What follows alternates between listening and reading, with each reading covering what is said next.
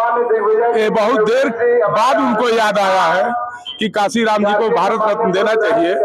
उनकी अभी पिछली बार 2004 से लेके 2014 तक कांग्रेस की सरकार थी और उस सरकार के सर्वे सर्वा राहुल गांधी थे, सोनिया गांधी थी।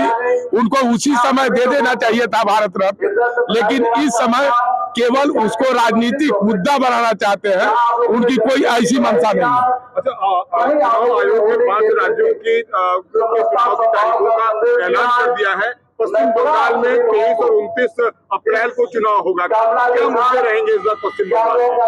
पश्चिम बंगाल में सबसे बड़ा मुद्दा वहाँ की गुंडागर्दी और हिंसा और राजनीतिक रूप से जिस तरह से अपने विरोधियों को प्रताड़ित करना, उनको जान से मार देना और उनके खिलाफ हिंसा का बड़े पैमाने पर जिस तरह से पश्चिम बंगाल में प्रयोग टीएमसी कर रही है, उससे निजात दिलाने के लिए और पश्चिम बंगाल को विकास के धारा के साथ जोड़ने के लिए यही भारतीय जनता पार्टी का मुद्दा होगा और इसी पर हम लोग चुनाव लड़ेंगे। पिछली बार भी देखा गया कि विधानसभा चुनाव में बहुत हिंसा हुई थी वहाँ पर। इस बार क्या लगता है कि इस बार शांतिपूर्ण चुनाव होंगे क्या? बिल्कुल शांतिपूर्ण चुनाव होना चाहिए। इसकी जिम्मेदारी चुनाव आयोग की है और जो केंद्रीय बल है, वहाँ के जो सुरक्षा कर्मी है, उनके हिसाब से जो सुरक्षित वातावरण में वहाँ के मतदाताओं को स्वतंत्र रूप से अपने मताधिकार का प्रयोग करने देने के लिए ये सरकार को सुनिश्चित करना चाहिए। लगता है कि अखिलेश यादव भी जाएंगे